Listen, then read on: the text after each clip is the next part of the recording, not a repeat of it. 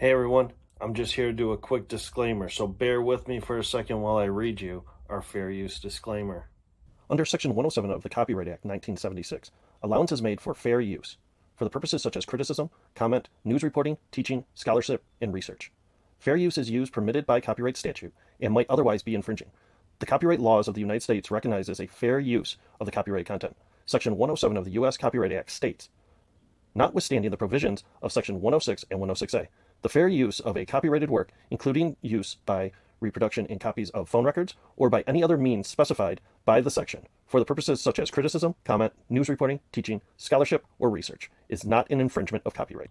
Okay, now that we got that out of the way, I do want to point out that everything talked about on this live is personal opinions or things we, as the panel, have experienced for ourselves. The people that we're talking about are considered public figures. So, with that being said, here's a slight content warning because the subject matter is considered extremely disturbing. With that being said, time to start the live. Let's roll the dice.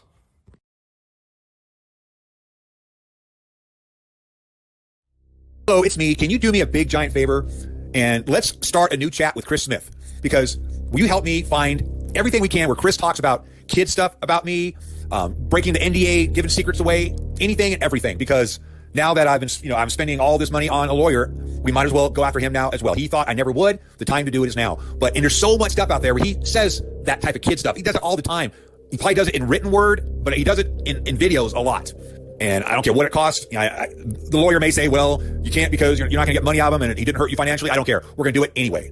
And I haven't really talked about it that much at all with the lawyer in this particular situation, but it's my money. I can we can go after him if we want to, but I just need to gather evidence so I can show it to the lawyer more than just this one thing that Daniel sent me. I know he's done it a zillion times. I would really appreciate it. It makes me just crazy, and it's time to go after him legally. Please don't say anything about it, obviously, except for people that can help us. I don't want him to catch wind of it, obviously, but anything and everything. I really, really appreciate it. Pack your bags, we're hitting the road with Chris, Boston, and Brandon. We'll see the horrors unfold. From haunted houses to the darkest scenes, immersive horror is more than just dreams. Buckle up, we're on the road, on a road trip, let the fear unfold. Extreme haunts and ghosts we'll find in the rearview mirror, leave the world behind. Through eerie woods and ghost towns lost, discussing horror movies, no matter the cost. The thrill of the scare, the rush of the fright, we're chasing darkness all through the night. Buckle up, we're on the road, horror road trip, let the fear unfold. Extreme haunts and ghosts we'll find in the rearview mirror, leave the world behind. Through eerie woods and ghost towns lost, discussing horror movies, no matter the cost. The thrill of the scare, the rush of the fright, we're chasing darkness all through the night. Buckle up, we're on the road, horror road trip, let the fear unfold. Extreme haunts and ghosts we'll find in the rearview mirror, leave the world behind. Paranormal whispers in the dead of night, Chris, Boston, Brandon chasing every fright. Lights flicker, shadows grow on this horror road, there's so much to know. From coast to coast, every haunted sight, immersive horror, oh what a sight. Discussing chills that crawl up your spine, with horror road trip, it's always time. Buckle up, we're on the road, horror road trip, let the fear unfold. Extreme haunts and ghosts we'll find in the rearview mirror, leave the world behind. So hit subscribe, enjoying the ride, with horror road trip, there's no place to hide. Every scream and every ghostly slip, come along for the ultimate horror road trip.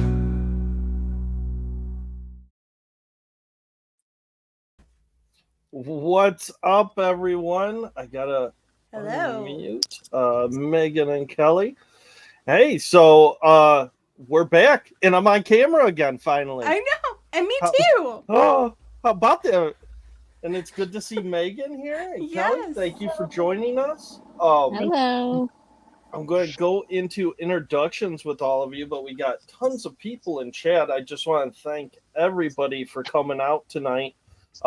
We have so much stuff to get through in that. I'm not going to go through and say hi to everybody today. Right. If you caught the very beginning of this live, though, you heard an audio clip that was sent to us by Russ, and that's just kind of a reminder that this is real life for us, right? Every day we are getting constant attacks from different angles, whether it's other anti-MM groups or it's Russ himself. And it's because things are getting extremely serious right now. And so, hey, why not do a live where he gets a reason to sue us, right? Or not. Yeah, hopefully not. But so real quick, I want to introduce everybody who may not know these two lovely ladies on the screen with us tonight. This is Megan and Kelly. These are the former admin and mods. Or Megan, you were an admin too at one point, weren't you? I was. I left. Okay, so former admins of MMO, who you guys were one of the last few to step away. A few have stepped away since. But yeah, it's time to kind of talk and tell your story. We've gotten to know you over like the last month. And it's been a great friendship, I like to say. Yeah, we're friends now. Agreed. Who would have thought? I know. We have a lot Seriously. in common, and yeah, it's been great getting to know each other and kind of group therapy, right? Yeah. It's what it's felt like for the past month or two. So before we go into the interview, I want to play another audio clip. This is just another one that shows the attacks that we have to deal with daily. They really are garbage. I looked at some of the comments, and Chris and Brandon and Carol, they're all in there just ripping me up about that stuff. Yeah, pretty sick. And I so want to get Chris and Brandon next. You know, and the beauty of it is I know I'm going to win this lawsuit, right? So I'm going to have a lot of money to be able to go after them like crazy. And I will, because I don't care about the money. It just gives me a way to go after these bad people. And I'm going to do it. You know, I'm going to find something that a way to get them. I know statute limitations run out. That's a problem with not getting stuff in fast enough. That's why we just got to keep letting them hang themselves and keep throwing more information out there. But I'm not going to, you know, there's just so much on them, and they're so sick and cruel. They're cruel people. And they try to be all holier than thou, and they are just cruel people.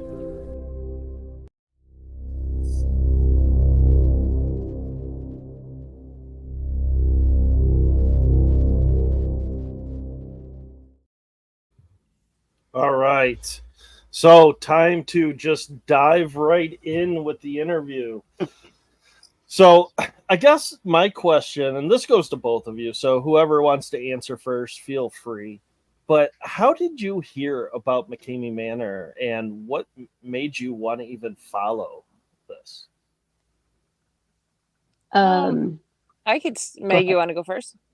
No, you go ahead.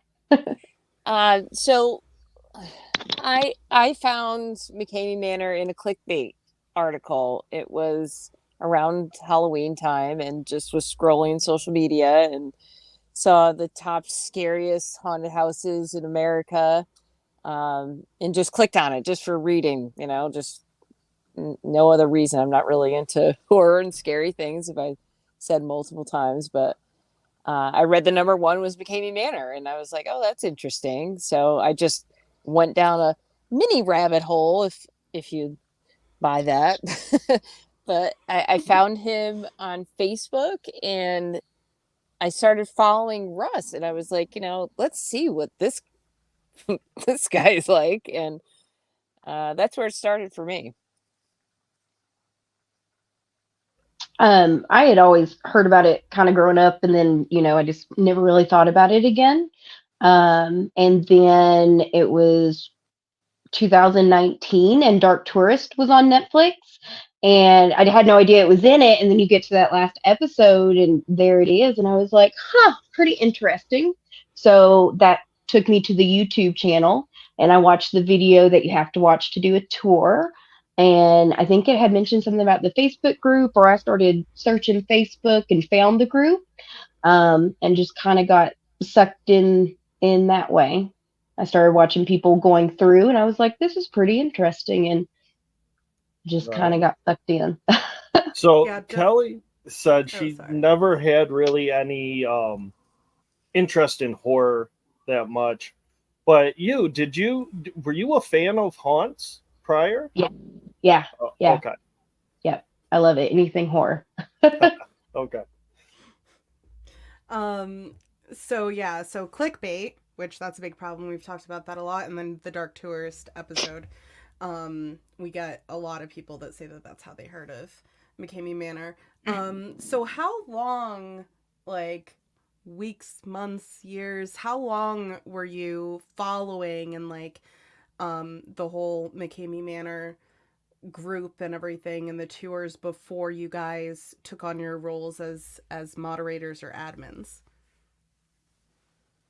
Well, for me, so when I started following Russ on Facebook, I kind of got just integrated with the group that was following him, which was people doing like the trivia stuff, and that's really how I got to get involved. And I'd be commenting all the time, and then Russ would start to interact with certain people in the comments, and I was one of them. And then he had some issue that came up, and it was something related to his phone, so I helped him with that. And then he said, in that conversation, oh, you got to get in the group, get in the McKamey Manor group, and I need you to help and be an admin or be a moderator and get involved.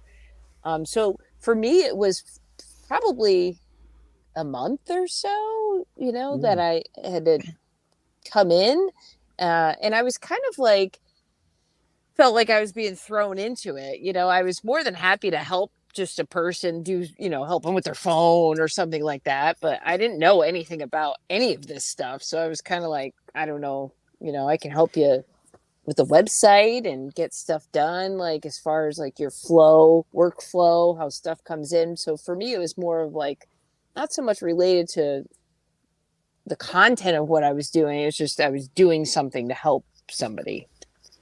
So can I just clarify? So you weren't in McKamey Manor official yet at that point, but you were in a group where people played trivia and stuff? So on Russ's public profile on Facebook, okay, he would go live, so his followers can interact with him, and he did it mostly on his public profile at the time. He wasn't doing a lot of that in the MMO group.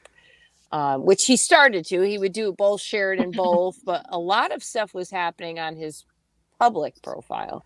And that's where I linked with him, and then, he got me in the group. But that's where I kind of even knew who the moderators were at the time, because a lot of them were always interacting on his public profile. Mm. And then he would, say to, well, get this one in the group, get this one in the group. And I'm like, I don't even know what the group is. What group? Yeah. What are we talking about? What happens in this group? Right. And I mean, that's still kind of how it is today. And Megan, what about you? How long were you following before you took on a moderator or an admin role? I'd say maybe about a year, because I came in October of 2019, like came into the group, the MMO group. And then by March of 2020, I had my first tour. And then I want to say it was later in 2020, some stuff had went down. A mod had gotten booted, and I was like, maybe I should try. And then that's when they got me in. Okay. So what made you want to take on that role, or was there even a choice with it? Because I'll go into my story after you guys tell yours. for me, I wanted it. I guess it was that you see him on live and he's this, larger than life character that he puts on, and you're like, man, I kind of want to be friends with him, and you just kind of get sucked in. And I was one of those, oh, this person's saying this, so I'd send a screenshot to one of the mods, and I kind of became friends with one at the time.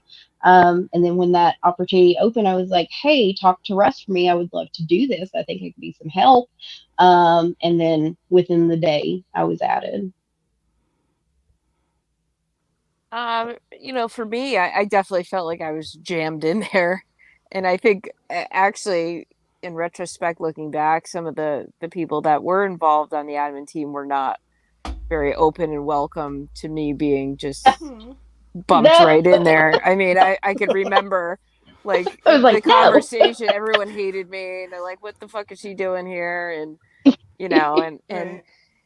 really my role was to try to help him organize the hits from the website, and get it to the mod team so they were, able to have a workflow in place. And, so the way he kind of pushed me in was in this position of, you know, I guess helping, do this, but it appeared to them differently. So Mm. there was no warm and fuzzy welcome when I came aboard. Hmm. No. Not at Well, all.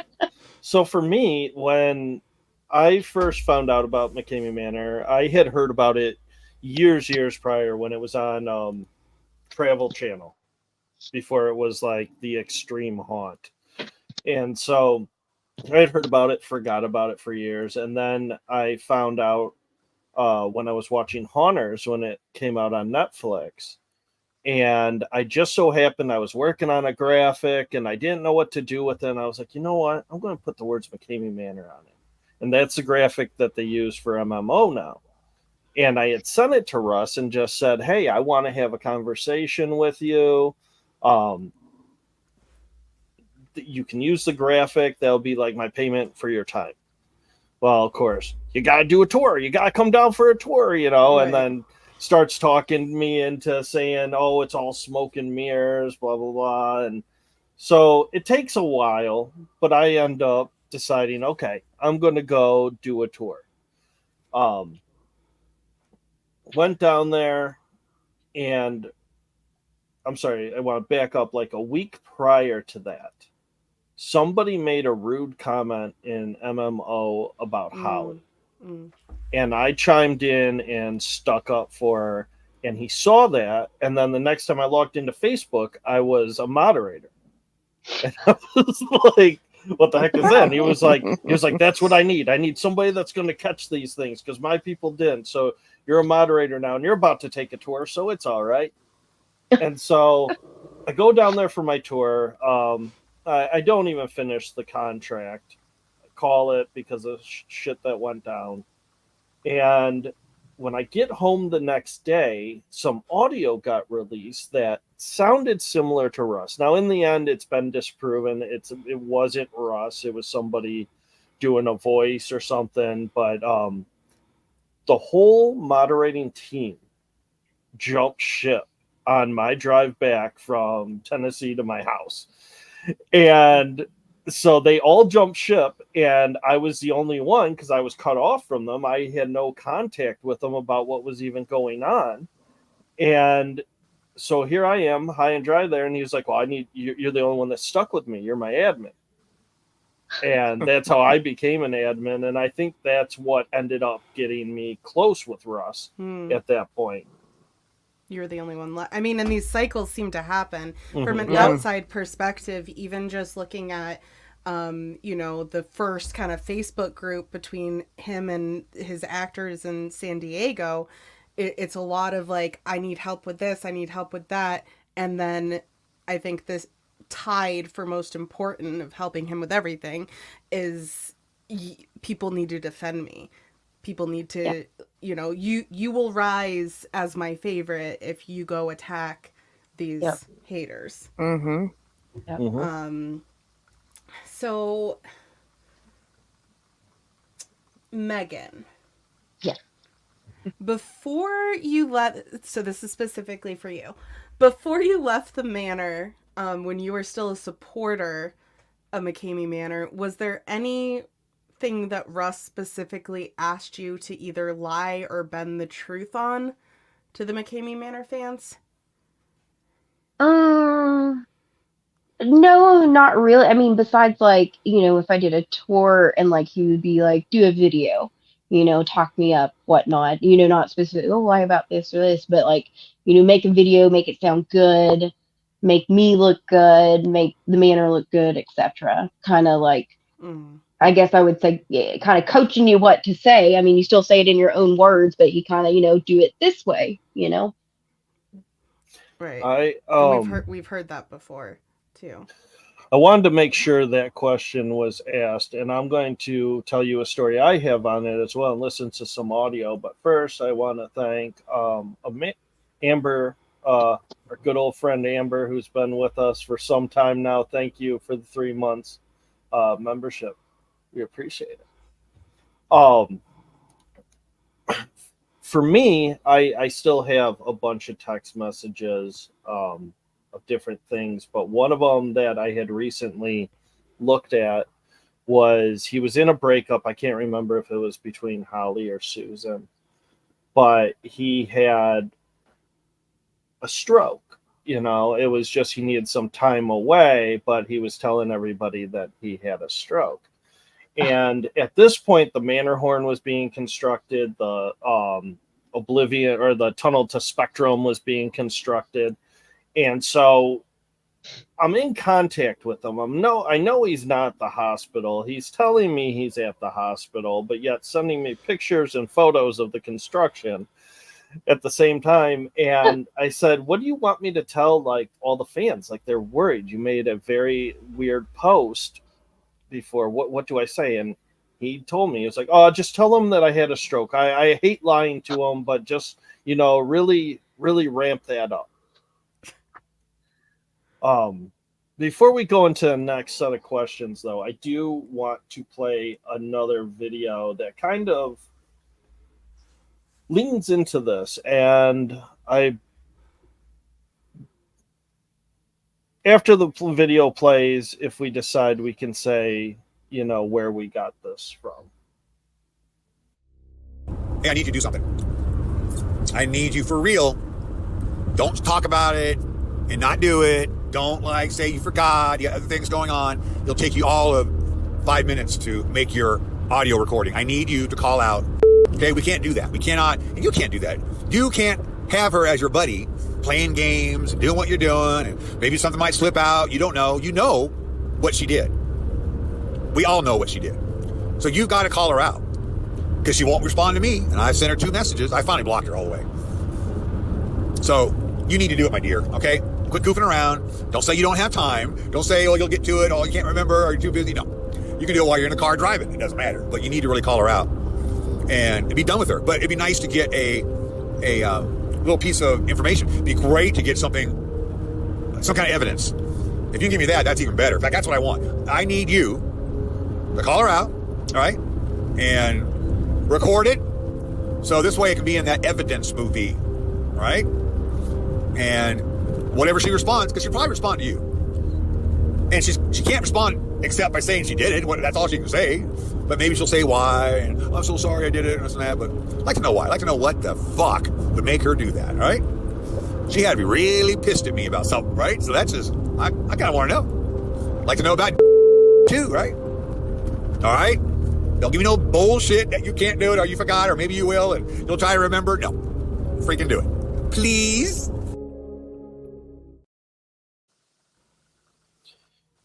To just manipulate people to He never said that shit to me. What? Do you want to talk about that a little bit? Yeah. So that was sent to me. He was wanting me to call Ashley out. And he kept pushing and pushing. And, I was just like, I'll wait, till later because I'm not really a confrontational person. And he just would not let up. Like it went on and on.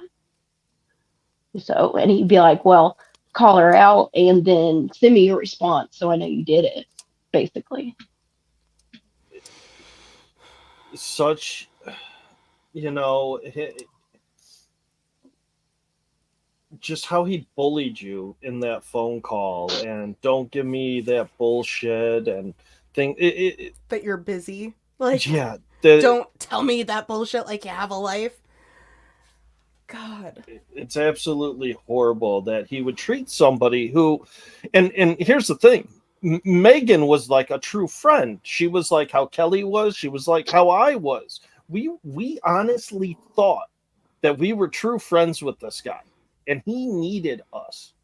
And for that asshole to talk to you like that, and I've seen it before with other people, and it's absolutely terrible and cruel.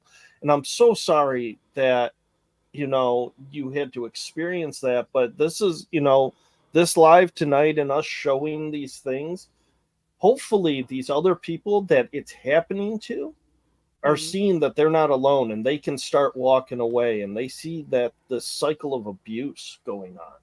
Yeah, absolutely. It's like the more he saw that I was uncomfortable with doing it, the harder he pushed. Because like it was constant. It was like for a couple weeks he kept going on and on and on about it. Yeah, I think in my opinion, all of these things all lead back to just a control, like something that makes him feel better, good. I don't know what it is, but having that control over people, relationships, friendships, people going through. I do want to just note real quick to our chat. I can see that there are some previous mods and admins of the MMO group in chat as well. Welcome. Thank you guys for helping answering questions, and respect for, no longer being there. All right, I think it's... Yeah, so I got a question for Kelly. Is you're known for being in the Reckless Ben video. Yeah. She's a star. and there was one part, and this is more so my curiosity about it with you. In one of Ben's videos, you stated that you didn't know who Rhett was, and there was no record of him ever going through Tennessee. Now, at the time, was that true, honest, or were you told that, like, don't acknowledge Rhett, don't give Reckless Ben and them the truth? Well, as far as that goes, I mean, after I heard the name Rhett, I brought it up to Russ. I said, who's Rhett? And at first he just was evasive about it, and then he said it was Dakota. But he still was very evasive about it. And I'm like, well, if I'm out here talking about this stuff, like, I should know who these people are, because I really didn't know who they were. And he said, that's those Katie Silvis, and I mean, I heard about Katie Silvis from just the screen, some of the screening questions that that was in there. But other than that, I had no idea who those people were. Not at all. And so when that kind of came up, that's how he handled it. I mean, he was always evasive about a lot of stuff. But then he did say, yeah, he took a tour, and he said something about the rest of the stuff, the chain drag, and then the hard drive stuff, because all that started to flow out within, the weeks coming, after that big surge happened with the first series. So you truly, when that name was brought up to you, you're like, who the hell is that? Yeah, I had no clue. Okay. All right. That was probably that was one of the things that I spoke on that I typically won't unless I know enough about it. And I just, that was one of the things that I didn't know enough about, and I probably shouldn't have said anything, but that's... It's easy to get into defense mode. If people ask, I mean, one of my questions for Chris, he's my best friend, and when I started asking him and learning about McKamey Manor and going down this rabbit hole, my first questions, and I think everyone's first questions, is like, well, didn't you see all the stuff? Like, didn't you see the videos? Didn't you see it's because it's easy for us now that we have all this information to be surprised that people still don't have it all. And it's, you know, when you're friends with someone and they're telling you, don't look that way, help me, defend me, those people are the bad ones. You don't, it's not always natural to like go look for that stuff, you know? Yeah. For sure. Well, let's watch another. This is a very quick one. This is just kind of showing Russ acknowledge Rhett's existence.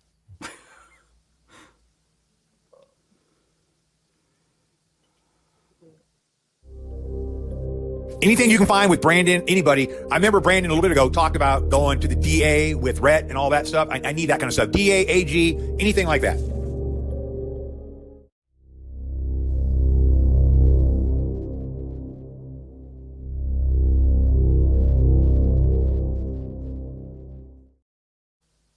All right, so we kind of got to know both of you and your beginning steps into the world.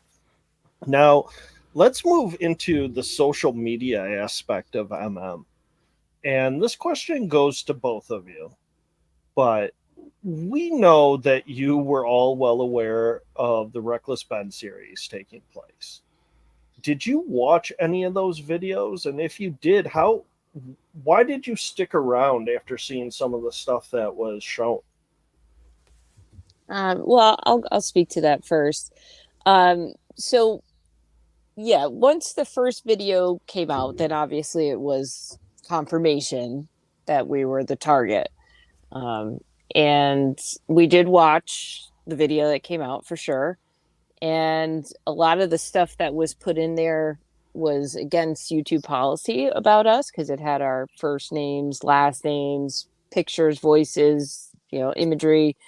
So we actually went in and frame by frame reported that to get our images off.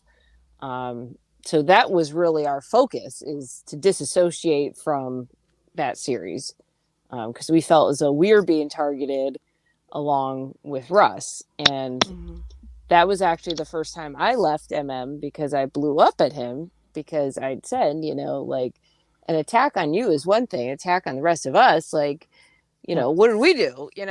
We're not, and if you're going to be attacked, shouldn't you be protecting us? Why are we protecting you? Like, you started all of this. This is your gig. You're the head honcho of all this. Why are you not stepping up and doing something? Because the orders were just report everything. I'm like, what the fuck is that gonna do? Like, it's not gonna stop anything. Like, I mean, we're being dragged as well. I'm not a public figure.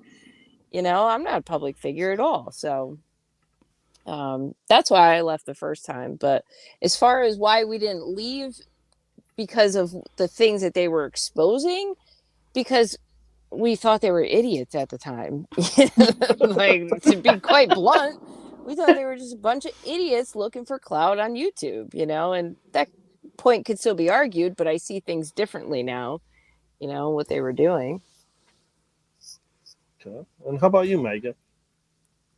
Pretty much the same. Like, my main focus whenever watching them was to find exactly where like my face was, my name was, and get that off. I kind of just focused on that and didn't really pay attention to the rest. And same, we just couldn't really take them seriously, I guess, at the time, because they're so goofy. They're funny though, but it was kind of like, So, and then I had a friend reach out to me and they're like, hey, did you know you're in this video? It just popped up on my YouTube. And I was like, oh crap, here we go. Oh, no. Well, I feel like I did see it. To me, I felt, and this was before I ever got to talk to Kelly, seeing Kelly interact with them in some points, I was like, at least she has a sense of humor. They are funny. They are funny, and they're great guys. We, getting to know them personally. So, this is another question for the both of you. Were you aware of the things that happened in San Diego? Like the abuse, how many people were injured, etc. I could speak to what I know. As far as San Diego, the things that the one thing that always came up that Russ would speak lightly to was Lori's tour. And the things he would say about it were convincing, I think, to me to not go out and seek more information about it. I mean, he would just drill it over and over and say, you know, she wanted that, the actors did that, you know, she never filed reports. And so, you know, in a way, I think we were satisfied, or I can't say we, I'll say me, you know, I was just satisfied with what he said. You know, I believed that he was telling me the truth. So I took what he said at face value, and that was that. But as far as anything beyond Lori, no, I don't know. It was a shock to me when I learned the other things that had happened, and those were some really. I think that was when I had my breakdown after I left. When Chris, you explained some of that stuff to me, and I heard what had happened in a very serious case out there, and I that was disgusting. I can't. Yeah, had I known that even from the beginning, that probably would have been enough for me to not have anything to do with him. To be honest, Wow.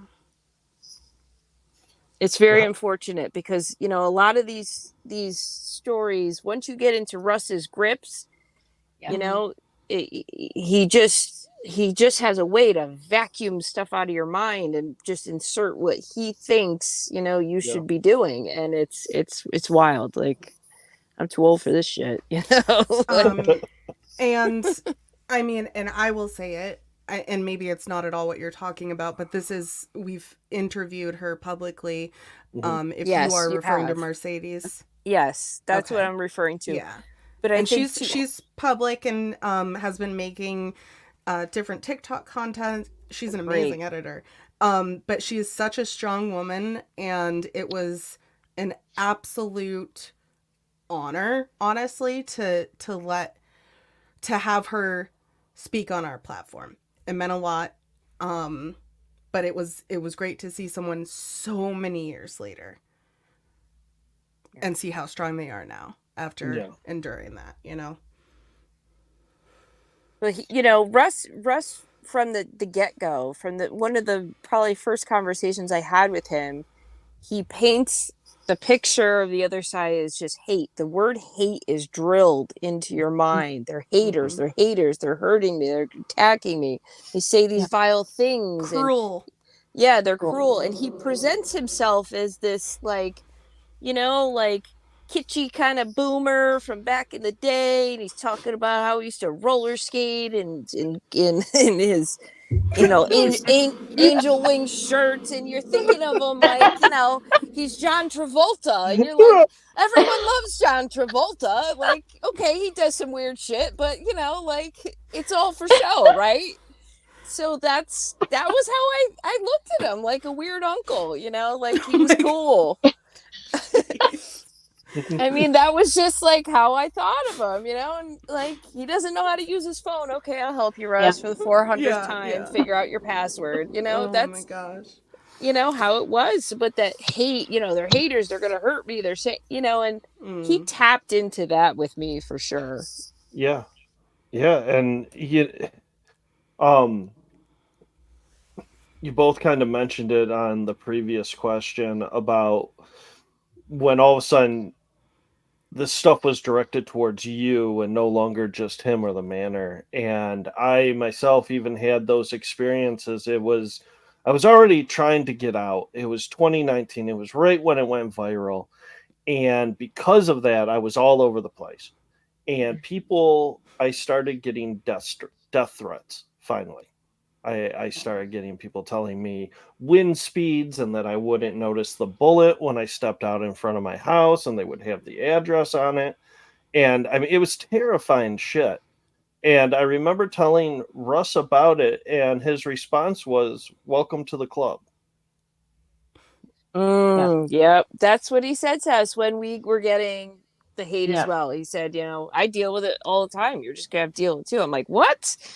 Yep. He said, I deal with it all the time. Wild. Yeah. He did not give a shit one bit about. No. Well, narcissists usually don't. Yeah, no. And you're right. And there was other people that were moderators and admins, and they had stories as well that their information was leaked out, and they brought it to Russ, and he just same thing didn't didn't care. It was frustrating because we worked so hard to protect him, but then when we're now the targets, it's like, meh, you're okay. It was kind of hurtful. Right. What about you, Megan? Were you aware of any of the San Diego stuff? No, I mean, I'd heard about the Lori thing, but I never really like deep dived into it. And kind of like what Right. Kelly said, he kind of, laid it out with half truths and whatnot. And then the other, well, when we all first talked, I think Chris, you could see my reaction Yeah. when you told me about Mercedes. I had no idea. I wouldn't stand by a person that allowed, that to go on. Talking with you two was some of the toughest conversations, because I remember, like, me and Boston have been in this for a while now and showing these stories, and you forget that you're just coming out. More than likely, Right. you really don't know the truth. And I know I threw a lot at both of you, and Same. There was one night, realized as like this information's coming out, I saw some of those reactions and was like, oh shit, I gotta step back. Those were some very rough calls to, and knowing that you guys, we knew, at the time we didn't know if you knew about the stuff. There's always that thought, are they just for it or whatever? But I mean, those were true, honest, genuine reactions from both of you when you found this out for the first time. And I'm happy now. I wish we would have eased you into it a little more, but right. I feel It's exactly the okay. same. I had to keep like stopping myself and like, oh, have you seen this? Send the video. Megan's crying. I'm like, oh shit, I forgot. You literally just walked away and you're learning all this stuff. yeah. But it was a really hard time, just because we were realizing a lot about who we supported, and then the fact that we were supporting this person. Yeah. And that's a hard pill to swallow. That's a really tough one. I'm going to play another audio clip. This one is more so, Russ puts up such a big front, like, oh, we're just not doing tours because of this. And, always he wants to show that he's unfazed. Well, let's show what he really thinks.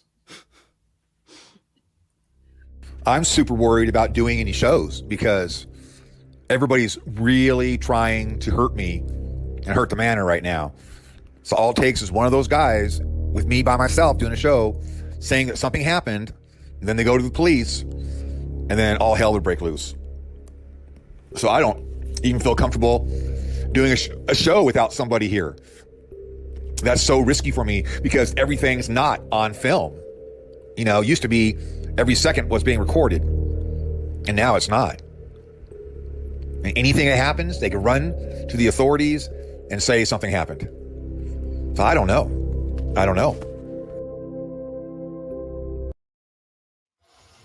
I'm going to get to Luke's question in a minute because he paid to have that up. So I will ask that in a second. I do, while that video's still fresh, want to bring up, if nothing is wrong with what he feels he does when people are going through, why even have that concern? You shouldn't. Yeah. Well, I agree with that. I thought that was really telling. Okay, so Luke has a question for you two. Looking back, how do you view your talks with Ben and Danny? At times you seem to find them creative, funny, but you were obviously very opposed at times. Well, I'll take a jab at that. So, when we first, started talking with Ben, we really liked Ben. I mean, we got to know Ben. We talked to him a lot. I mean, we were doing a lot of interaction with him to get him prepped for the week before and his tour and all that. So we liked him. We liked him a lot. We thought he was quirky and funny and creative, and and even through the process where things started going sideways, I had a lot of conversations with Ben. And you could hear some of those audios where I'm like, Ben, what are you doing? Like taking on like a mom role, like, we're not doing this today, Ben. And and I still, I mean, even after I left he was one of the first calls I made to talk to him, because he was so involved with so many things, and I had some concerns I wanted to bring to him. But you know annoyed because we were being dragged, obviously, in the public forum like we were. But I look at Ben now and I appreciate him for what he does, and as a person I really like Ben, and that was a hard thing for me too, because I did like him as a person, but I hated what he was doing. Like, dude, stop. But I get it now. And I think a lot of people watching his series that like don't know a lot about we're watching it and I'm picking up on the way you're talking to him, because I'm like, yeah, they've probably been talking for a while, of going through the whole screening process and everything like that. So it sounded more familiar. And he's also just really hard to not like. He's too hard because he does something and then it's just funny, and like Luke said, it's funny and charming. So he gets away with that. I feel like a part of Russ even liked them a little bit. So I got a follow-up question. I don't think he did. I don't think Russ liked them at all. No. Not at all. I got a kind of a follow-up question. This wasn't in anything we had talked about, but when it comes to Ben, did you guys not know what he did? Well, elaborate. Like the exposing stuff in that, like when he signed up, did you guys just think he was just some dude? No. Well. So so when he came on, I don't think I did. I wasn't on his actual screening. I did it. I did a screening. So there were times where I would be kind of in a blackout, where I was doing other stuff in life and wasn't as involved. And that was the ending of a blackout for me. So I kind of came in after his screening and looked him up. And I said to Russ, I was like, hey, have you seen his YouTube? Like, this dude he's known for infiltrating everything. Right. So do you not think we're next, Russ? Like, hello. So we did a call. It was me, Russ, and Ben. We did a call together, and we just dropped it on him. We're like, hey, is that what you're doing here? Like, seriously, if that's, let us know, And Ben was, pretty convincing in saying, like, I've been a fan. I've been in the group for years. I've always wanted to do it, blah, blah, blah, blah, blah. So anyway, we got off the call and Russ and I discussed it together. And I said, well, maybe he will do it and it'll be a positive thing. And I was wrong, but I mean, it was a positive thing. It wasn't exactly. And not in that context, not for us, it wasn't. But in retrospect, yes, it did turn out to be a positive thing. We'll let you still be right on it then. Yeah, all right, cool. but like by the third person they sent, I think everyone finally caught up.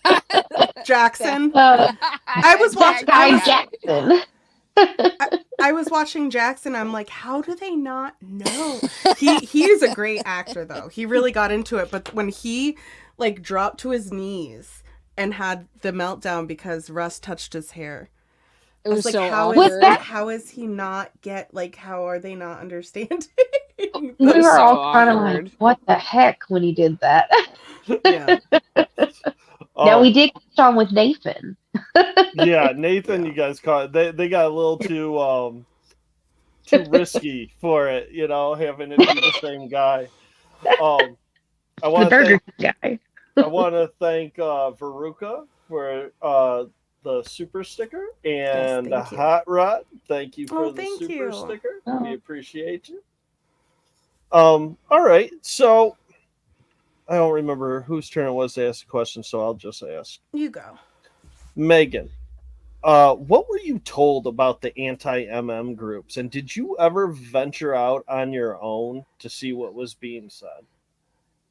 Um, all he ever said is they're saying vile things, they're haters, they're trying to hurt me, the usual spiel, you know. And he did try to push me to like make an alt account and get in there and like get information. And like I remember saying to Russ, I was like, why do I want to get in there and see all this hate that you're saying that they're doing? I said, I don't want to see that. And he kept pushing and pushing. And really, honestly, I wasn't even in them until like right before I left, you know? Mm-hmm. So, but he just, it was protecting him, you know, they're mean and haters, you Well, know? it's interesting because you hear both sides. So like the people I feel like that don't get as close to him in like a responsibility role, Yeah. he asks, go record this, go into Yeah. this, get me this. But if you're in the group as just like a fan for years and years, oh, I can't believe I just said fan. And then you're seen in these other groups, or even if you just take a tour and it's found out that you're in these anti-MM groups, you get booted. You get booted. Mm-hmm. So Yeah. you see both. I think that's really interesting. Speaking of anti-MM groups, Kelly, a question for you. Yes. What caused you to start not one, but two pro MM groups? Well, they were hater exposed groups. Okay. Gotcha. Well, so at the time, I thought I was supporting my friend. I was throwing my full support behind Russ because I felt he was being attacked, and you know that was the way that we had an outlet for that. You know, with putting out things that were contrary to what were being said, and um, you know that was the idea behind it. Um, you know, in putting myself out there like I did, you know, I regretted that afterwards because I found out who he was, and Mm-hmm. you know, I don't think he deserved that level of support from me or anybody, you know, and for me to have given that to somebody, you know, I really had to care about them, and that was hard for me to unpack, you know, that I was taken to that level with somebody that I was completely being snowballed by. Yeah. And that's still hard. And I've talked to you guys about that a lot. And some of the things that were said, I made it a point to discuss with each of you and apologize for, and tell you, Mm-hmm. you know, that that's not the reflection of me that I want to put out there. It's something that, you know, I do take very seriously. And um, you know, Yeah. it bothers me, you know, it definitely does. Well, Amends- I have to amends were shower made. 3 times a day because you said I smell like fart. You That did still take. stands. It does. It does. Wait until you meet in person someday. But T-Dot, amends thank were you. made. Amends Yes. were made amongst all of us. And accountability was taken, and not everyone can do that. And it was really great to see the both of you immediately do that. And thank you, D-Dot, for the super sticker. I had a. Oh, I just lost it. Oh, I had a follow up. Sorry. Okay. Well, let's dive go. into it a little deeper because, Kelly, throughout your time, you seem to be the vocal one Yes. against anyone that was an anti-MM Shocking. person. The others, you know, they may have been vocally privately, but you were the public one. Why did you take that approach?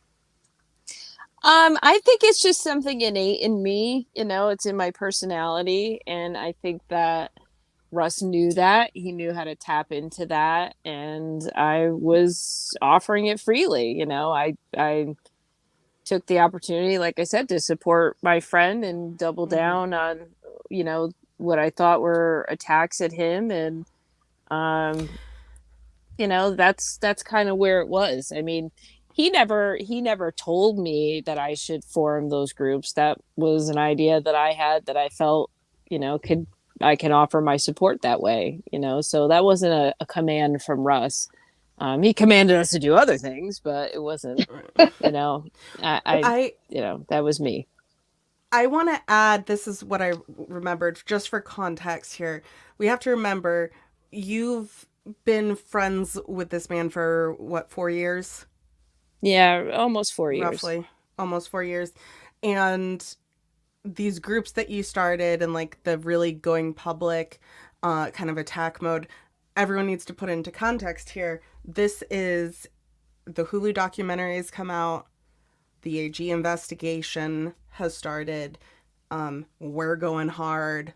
So, like, Reckless Ben stuff was Reckless out. Ben, exactly. And It was plus, so much all at once, and it's not to make an excuse for doing it, but it's like, think about anyone who is friends with someone, they've got their blinders on, and they're like, I gotta attack, I gotta defend, Well, and plus too, the other larger group, it had grown so much. It was like, now there's such a face on the other side. Like, there's nothing coming out to the contrary about these folks. So it's like, right. That was my opportunity to be like, well, we could have maybe a small impact, but that was my thought process then. I mean, had I known, things would have been a lot different. I wouldn't have been still on board at that point, or at all. We're a lot alike. I too was very vocal. I didn't go and start groups, but I was in chats. We had a thing called Hell Chat at the time. I've heard about that. You guys are lucky you missed that generation, that era of McKamey Manor. Hell Chat was absolutely horrible. It was called that for a reason. I've heard, there's horror stories about it. But people would go at it, threats, horrible things would be said, and I was right there, in the mix, doing stuff like that too. So I get it, because he makes you want to go to bat for him. You're the only one that can help him. It is only you. There's a team of mods. You're the best one, though. You're the favorite, Well, too, I felt, like, of all the mods, I had the least amount to lose publicly. Like, I don't have children, I'm sole proprietor for myself. Like, so it's like, my life, like, they were going to dox me and rip me through the mud. Like, all right, ahead, like, go ahead. Yeah. So for me, and I felt bad for the other members because they were kind of like, feeling the heat of it too. And I just, I looked at the whole team as people I really cared about. And if that was something I could do to try to, help our little group grow and, not be trash, that was what I was going to do. But and someone has a very important question. Was Kelly the one with the terrifying cake photos? They're so creepy, right? Yeah, like nightmare fuel. But funny at the same time. See, that's me. Like, I'm funny, but I'm also very creepy at times.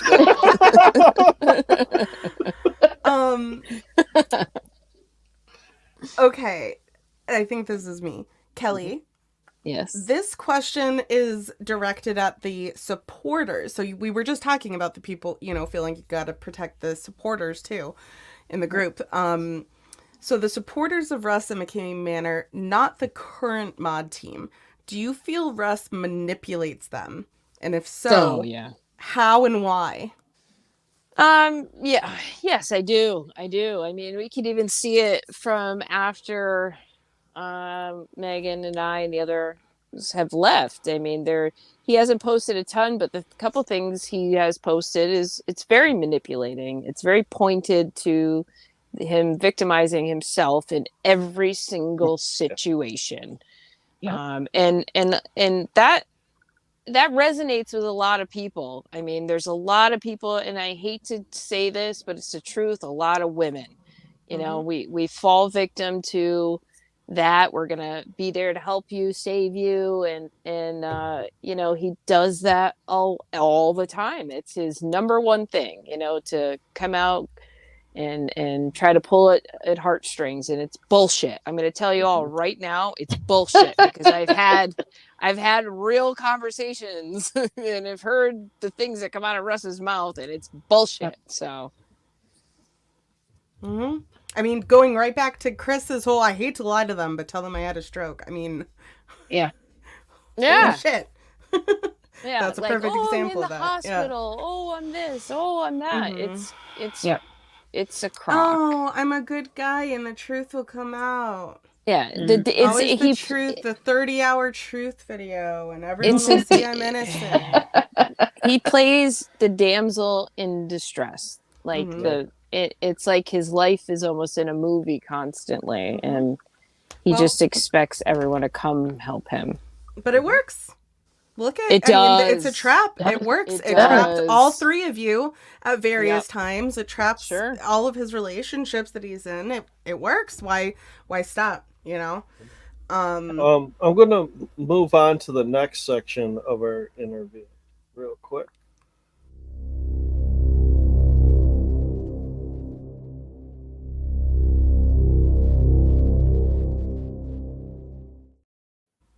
We got these little sections so then I can cut them into 4 short videos so people can kind of just tune in wherever instead of sitting through the whole thing if they don't want to. So Megan, as a mod or an admin, what were you expected to do? Like, what was the expectations? Screen record everything, screenshot everything, anything bad, talking negative about Russ, get it and send it to this file so we have it for this person. Trying to get people on board with tours. Hey, this person reached out to me interested in a tour. I need you to write them. I need you to screen them. And he wanted it done right then. Oh, well, how soon can you do it? Well, I'm at work. I can't, well, I need it done now, because I guess he thought, they would immediately be coming. Help with everyday stuff. Like Kelly said, help with his phone. The stuff in his life, like kind of like being almost like a little, like a personal assistant. Yeah, but actually, for real, I would joke all the time that I'm Chris's assistant, and no, not compared to the stuff I've heard that you guys have had to do for this guy. Real quick, anything on a whim that came up. Yeah. Real quick, Bao, I don't know necessarily where that question is going, but thank you for the money, and we will address stuff about the exes on another live. Yeah, that's going to be likely part 2, roll the dice. Or 4. There's going to be a lot of... I know. I'd like to get to that part. But yeah, there's probably going to be many parts to this. This is just the tip of the iceberg. So, all right, Kelly. Yes. What did you like, and what did you dislike in your role as admin? I liked the people that we had in our group. They were all interesting for different reasons. At times we all didn't maybe see eye to eye on stuff, but we were able to accomplish a lot of tasks together, and that was fun, fun to work with them.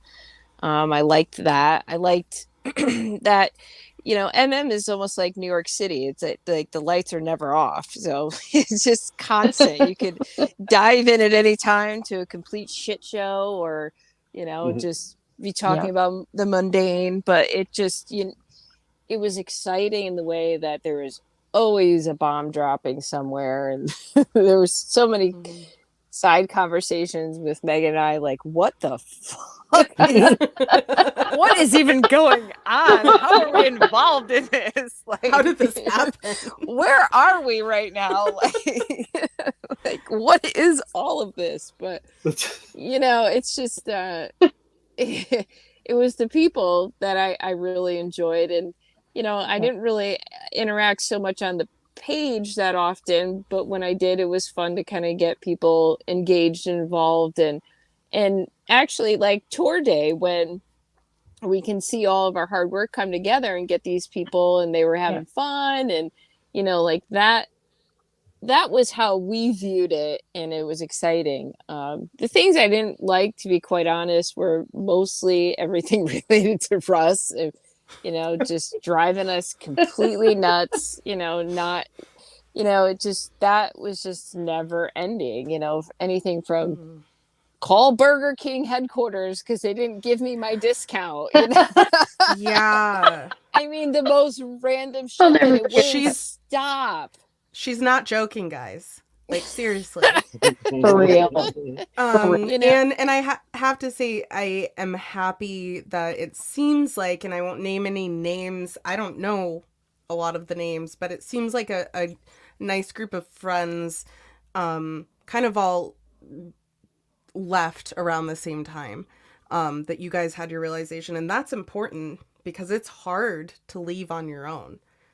We do have a pretty awesome and pretty strong support group from people that were in with us and left, and I'm so grateful for those relationships, and I feel like they'll be lifelong. So, because no one really gets this shit anyways. They're like, what? Right.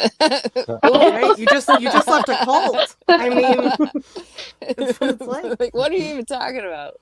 Nothing surprises me anymore. When I hear something new in this community go off, I'm like, I'm not shocked. I'm surprised we didn't have this on our card. I know I've used the bingo card reference a couple of times. Nothing is surprising anymore. No.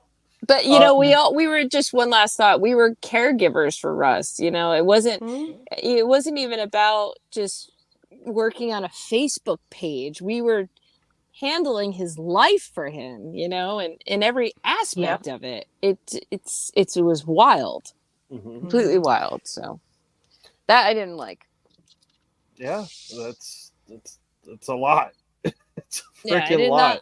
I did not like being beholden to someone like that and getting calls and feeling like I was obligated to do these things. Like, I'm helping you because I want to, not because I feel like have to.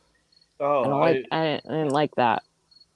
What I'm about to say is going to kind of segue into my next question, but yeah, like you said, being at that beck and call, there'd be times I'd be on vacation. There would just be times I was at work and busy, and and sometimes you just need to unplug and step away from a minute.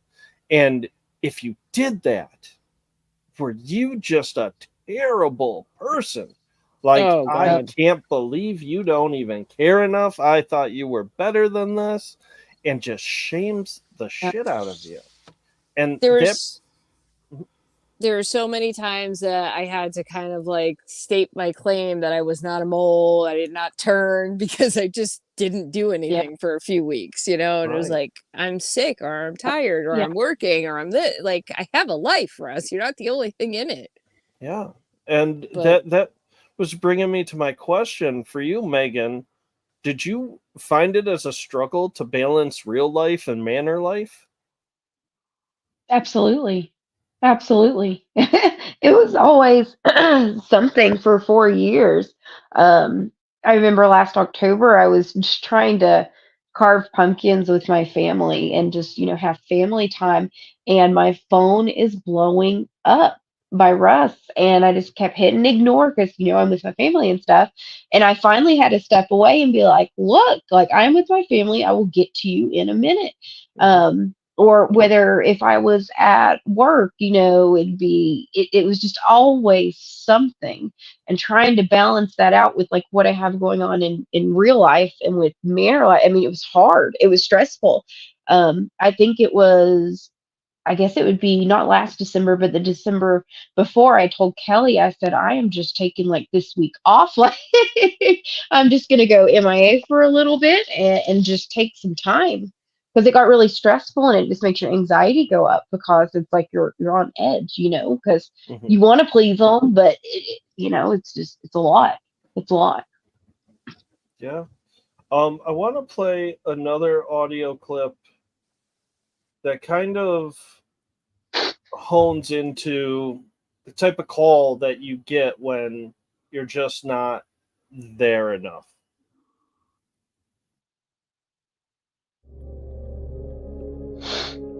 Oh, silly one. You can cry anytime you want to. It just means that you're a human being. I like that. So you're fine. I didn't mean to get you upset. I'm really sorry. You're like awesome. I just have to realize that you basically quit on me during midweek. So, quitter, Monday through Friday. And then we get a little of you on Saturday and Sunday. But Monday through Friday, quit. So I just have to realize that, you're bailing on me Monday through Friday. Oh, am I saying that out loud? Hold on. I don't think I did. So it's all good. Don't worry about it. So basically, is gone. Boom. It's gone. This is nowhere. Boom. You're now gone. Boom. This comes in when she wants to. Boom. And we have. Now this is talking during the week. During the week now. So, and he's really mad at me because I brought in Daniel because he hasn't taken a tour. And I get that, but I don't know who else to bring in. But we need people to, in all seriousness, I'm just yanking your chain, kind of. You are quitting on me, but that's okay. But we got nobody during the week, nobody. So, we need screeners. So who else can we get? Who else that has taken the tour that you think everybody would be happy with? I can't think of anybody. But she works nights, so I don't know. What do you think, Quitter? What do you think?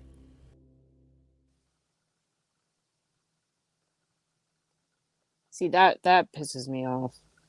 That Yeah. upsets me. See, I didn't even know he was talking to people like that because he never talked to me like that. I didn't even get to hear it. It didn't go to it for me. Which one was it? Oh, it was You're the Quitter. Monday through Friday. Yeah. Oh, everyone cries. Yep. Oh, yep. That. Can, Yep. can we talk about that that was to me. situation a little bit? Like what had happened and Yeah. led up to it? I had a lot going on with work, just with my position at work and family. I had some stuff going on with my grandparents and stuff, and I was like, I just got to, Monday through Friday, I have to focus on this, but I can help with screenings on the weekend, or whatnot. And it's because he wanted the screenings done then, like you need to do it now, and through the week I just didn't have time. I work, you all already know the shift that I work, and then as soon as I get home, y'all already know it's go with what I have going on. And he You didn't have a like life. that. You have a life. I have a life. And it I have a life. doesn't revolve around him, and he couldn't handle that. When I first heard that voice clip, I was very angry, and I'm still very angry because for those of you watching, if you do not know Megan or haven't had the pleasure of talking to her, getting to know her, she is the sweetest sweetheart who I have ever talked to. She is the kindest, sweetest person. And to hear him bullying you and guilt tripping you is, I think it makes all of us pretty pissed. That pisses me off big time. Yeah. You did so much for him, and to just expect that you are going to drop everything to help screen people. Mm-hmm. Come on, it's your haunt. Do it yourself. Yeah. So speaking of screening, Megan, let's talk about the screening process a little bit. Do you feel that all of the questions in the screening process were appropriate? And if not, why? I think at that time, all the questions did hold weight. There were some reasons behind it, um, but it was when Russ pushed to certain details of stuff that's when I wasn't comfortable with it. I think you only go to a certain spot. You don't go past that, if you get what I'm saying. Like Yep. he kept pushing and we didn't agree. I think I had a conversation with Kelly's like side to the side, like I don't feel comfortable doing some things. There was reasons that we asked certain things, but when he pushed for those details, it just wasn't okay. And he would almost kind of make you feel bad for not pushing into that. And I didn't care for that at all. So it got to the point where I either, wouldn't ask the question or maybe wouldn't tell him certain answers or whatnot, because I didn't want to hear what he had to say. A lot of those questions are very personal things. For those Yes. who may not Yes. know what we're talking about, we're not going to get into a lot of details on that. However, on our channel, there is a live from me called "How McKamey Manor Screenings Work." I go into detail about the whole screening process. You can check that out, and you'll get what we're talking about here. Yep. Yeah.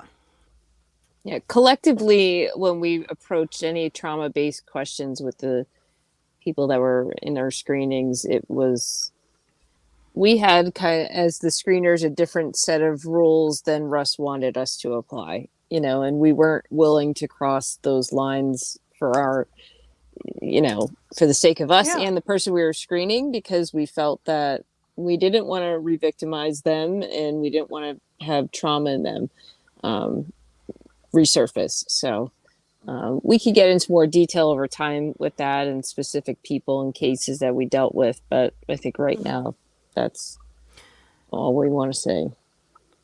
I'm putting this comment up from D. Screening was sometimes pointless. There were times where people answered a question wrong, but Russ wanted to move on and schedule a tour just because he wasn't getting people there at the time. I have to say, from everything that I have heard and learned about the screening process, and I hate saying this, especially to you two, because you're fresh out of there. And like Kelly was saying, like, you feel good, you did all this work. Pointless. I'm sorry. But 99.9% of that whole process for what ends up happening when you're there, pointless. And just in my opinion, part of I need control. I need to make this sound bigger and crazier than it is. I need to get in people's heads. It's kind of like the waiver, but again, just him being able to control, and especially those inappropriate questions about people. Well, one other thing I wanted to say, it became kind of evident to me that he was, targeting a specific person to come out. Yep. So, and it doesn't mean like male or female or, young, pretty girls, but it just was like there was he didn't want someone that was going to give him a challenge. Let's just put it that way. Exactly. He didn't want what it was. I talked about that in many lives. He didn't want Billy Badass, was what he would refer to. He would want somebody that he knew, I can get you done in the front yard, but if I'm having fun, we can go further. That's what I started to gather about the people that we sent. Go ahead, Boston. So Kelly, you never took a tour, and most mods and admins in the past had taken a tour. Some were like even required to. Why were you different? Well, I actually wasn't the only person on the mod team that didn't take a tour. There was another, and then in our secondary mod team, there was many that didn't take a tour. I think by the time I came on board, I think MM was on its downward slope, to be quite honest. Now, looking back and learning more about the timeline.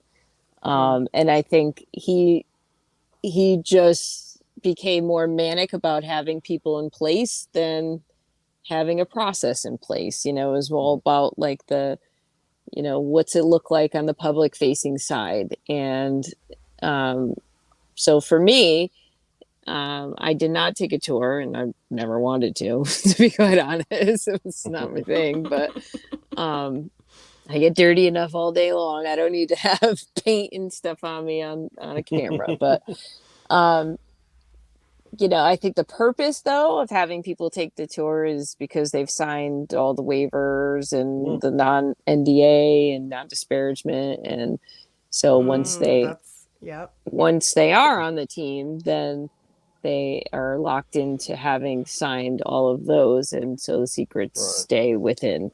But I never have. I've never signed anything, and someone had asked earlier, do mods or admins have to sign NDAs? So there's your answer to, I forgot who asked that, but there's your Ashley.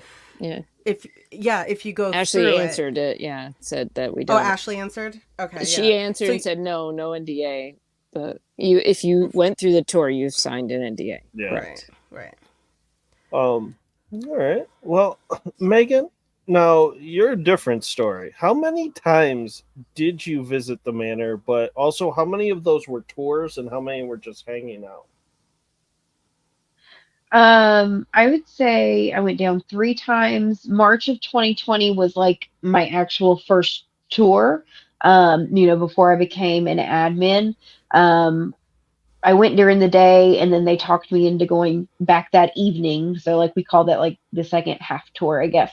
And then I went down last year 2 separate occasions. And it wasn't really like, I mean, we did some stuff, but it was mainly to like move stuff from one place to his house. So it wasn't really, I guess, a tour per se versus just putting something on live to spur excitement. Mm-hmm. Yeah, there's a person there. Yeah. Look, there's people here with me. There's friends. I'm not lonely. Yeah, I got somebody here. I have somebody here. Get them on camera. Exactly.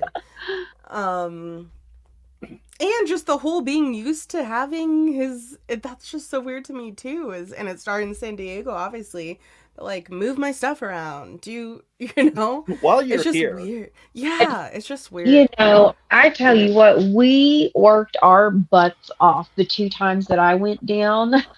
I mean, it was a lot. It was a lot. He would always try to get me to come down and help move, and I would always call Taryn and be like, hey, something came up. I need you to drive down to Tennessee, because he was like partway there, and Taryn would always show up. Oh, no. I never came down and helped once. I think it's you. Or is it me? No, that's you. It's me? Okay. Yeah. Megan. Sorry. After going through a tour, did you ever feel it was wrong not telling future contestants that this isn't what it is said to be? I guess the way that I viewed it is I kind of saw like what he was doing, like the building up the excitement. I guess I kind of just viewed it as an act the whole time, and I just wanted to create. I don't feel like I was withholding information, but I can see how one would say that. But my goal was to create a fun time like that first experience I had, because it wasn't just like the tour date the way I viewed it. You have the whole week. You have the challenges that you do nightly. You have what is called a handler, which is one of the mods that is, giving you the challenges and giving you stuff to do. And like that whole first week of challenges, I just had a blast. It was like the build up to a tour. And my goal was to like create that for somebody else. Cause to be honest, I had fun that whole first week, doing everything. So I guess I didn't view it as withholding information, but I could see how someone would think that, because it is just kind of, backyard bullshit. Right. And, Yeah. and not to make an excuse for you, but from our conversations that we've had, you've even talked about how when you went there, you were blindfolded still half the time. Yeah, when I So, helped to move stuff, yeah, he should be blindfolded. so honestly, what you That's could insane. actually see and debunk or anything, it was really just process of elimination and thinking about driving, so. That's wild in Yeah. itself. Like, here, be blindfolded while you move my Oh, bullshit. yeah. Yeah. Yeah, he did that. I Yeah. gotta Like- blindfold you. So weird. Yep. So that you can't see that it's not what Right. he tells people it is. Even Yep.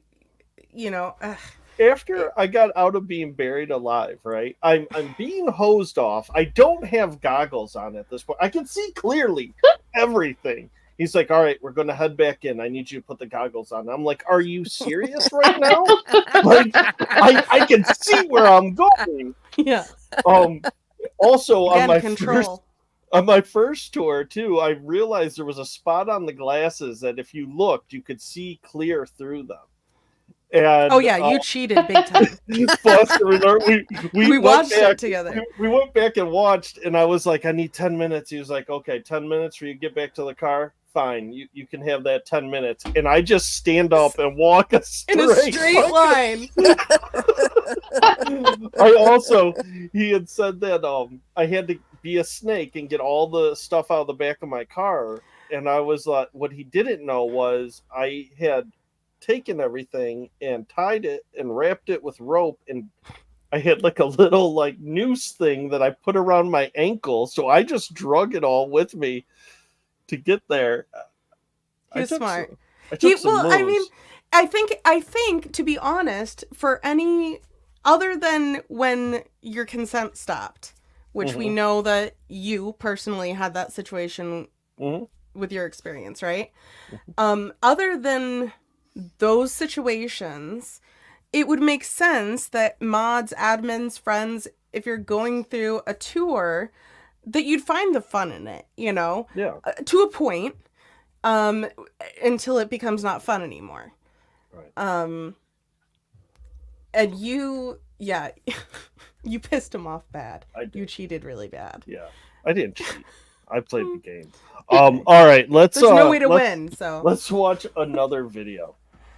Okay, so what I want you to say, really talk up your weekend with me. Talk up me in general. I know it sounds like I'm being egotistical. I'm not. I just want to put all these crazy haters on call, and they love to just put me down constantly, right? So I want you to just, talk about what a fantastic time we had, how long you've known me, and just go on and on about me in the manor.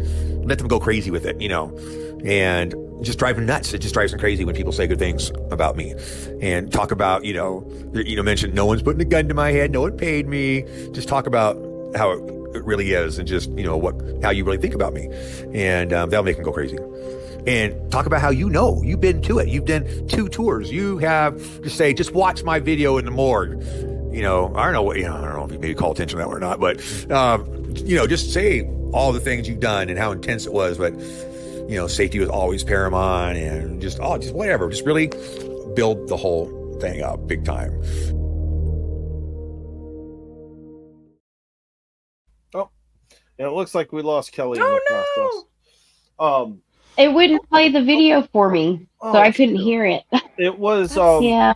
So the video that played was the you basically being told what to say for and I'll put in quotes, an exit interview. Yeah. it'll drive the haters crazy. Say how great I am. And so I really wanted to play that one because one of the biggest things of hate that I know I personally get, and the rest of the Hulu people when we came out, was those exit interviews dropped. And it was nice that finally, because my conversations happened off camera, in person, there was no way it was my word against his. And hearing him coach somebody over a message, it was just very what is the word I'm Typical? looking? No, it was typical, but it I mean, validated yeah, things. because his only defense, especially after the documentary came out, his only defense was exit interviews, exit interviews. You must have loved it. They loved it. They're lying. They loved it back then. How can they hate it now? He's been doing that since early in the San Diego days, back when it was still like a home boo-han. It just has developed into more of a need. I can say that, I mean, without going into any details, I know that people have been asked to do things just like that to like verify consent, you know, for XYZ so that it's on film.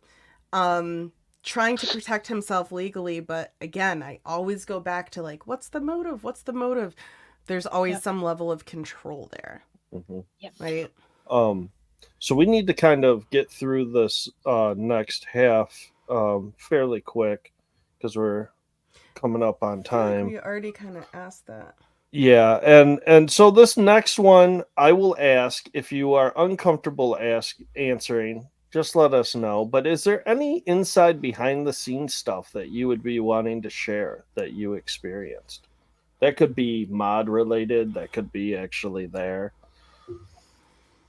For me, I think the pitting one against the other, I mean, that was happening a lot too with the mod team. You know, he would say certain things to me and say things to others, and you know, as we regrouped after we left, we all just kind of like dumped it out there, like, well, he said this about you and this about you and this about you, and the eye opening was just wild. I mean, there were certain people that we thought were in a romantic relationship with him that were not, and there were people that were you know, we thought were moles that were not, and it just the chaos that was sown even within our own team was so wild that we couldn't. I mean, I have looked over the text messages, and there was just one point, and the only three people that two people I would talk to would be Megan and Russ. Like, I would not even talk to any of the other mods, like, because I was terrified, you know, and that was the catalyst into what happened that got me out of there, to be quite honest. But those things were really, really tough because, you know, once we did deem somebody not trustworthy anymore, the relationship started to end, and then we started blocking people, and now that felt bad too, because we've been so close to them for so long, and now they're just cast off the island, you know, like they don't exist. They're disposable humans, and that was tough too. That's scary, because then you're like, well, am I next? You know, like, and again, it's exactly what cults do. It's excommunication. So, before we enter this final section, I just want to put a major content warning out there. Anybody sensitive to some of the topics that may come up, to anything really, but we're going to talk about personal relationships at this point and our experiences with I'm just going to switch over to my other device because my phone is about to die. So go ahead. Okay. Pop up. Okay.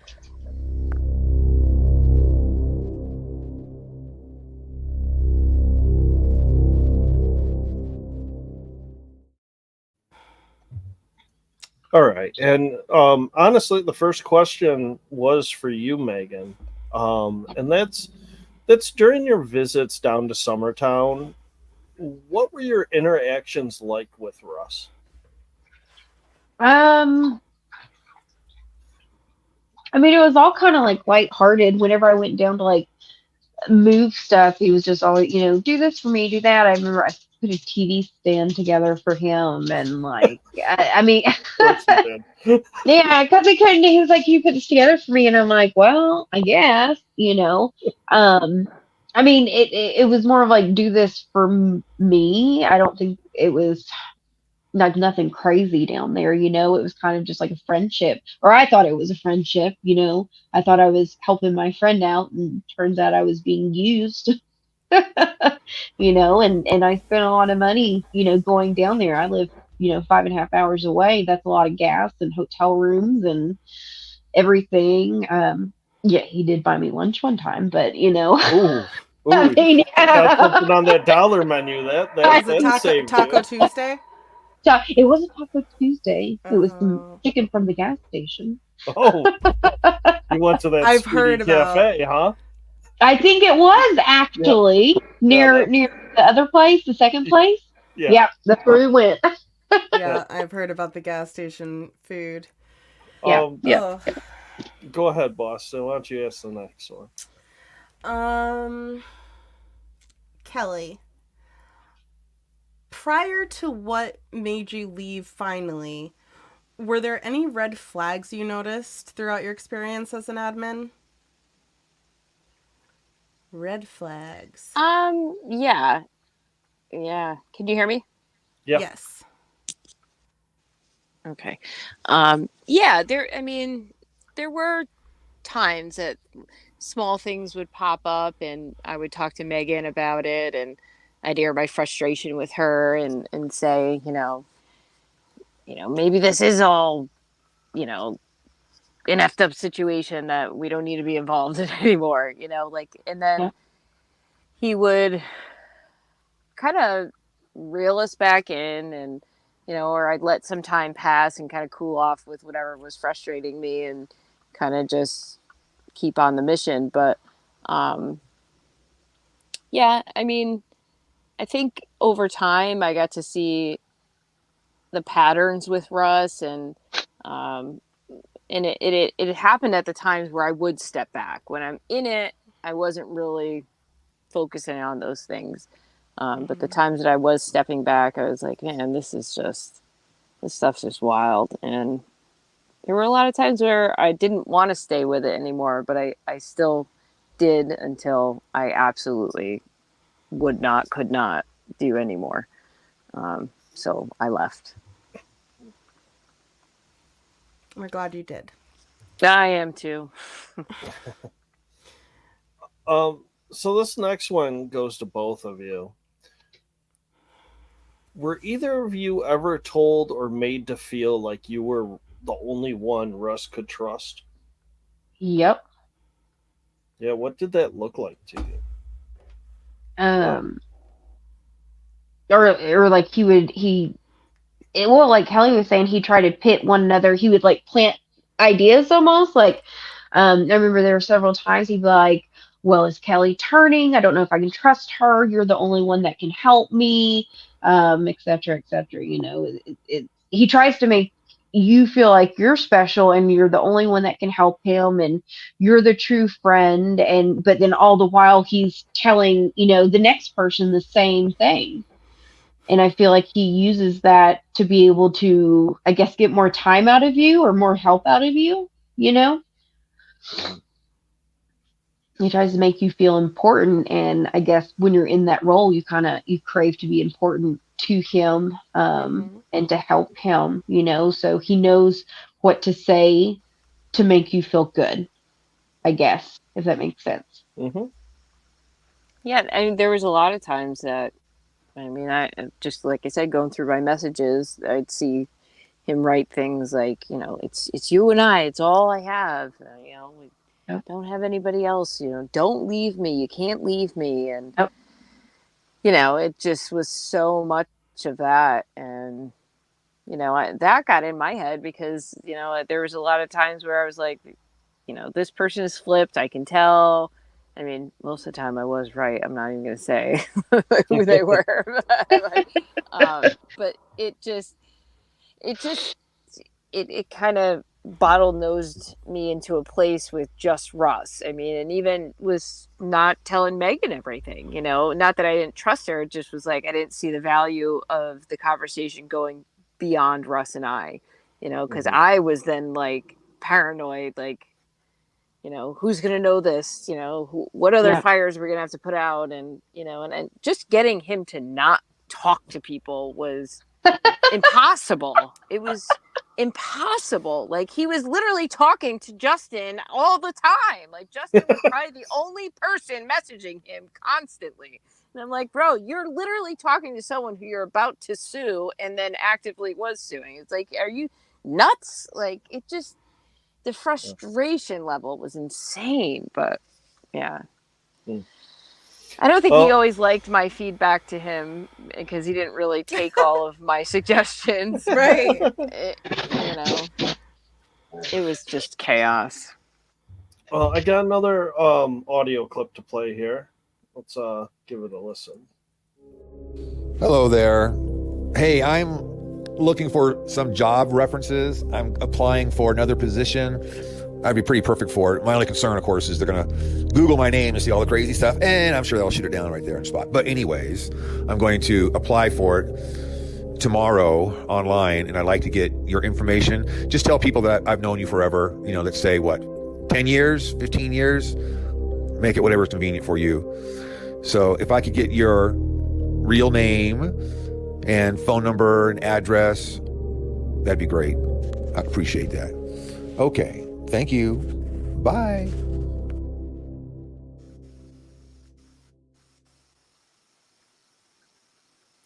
I'm assuming, Megan, you couldn't hear it.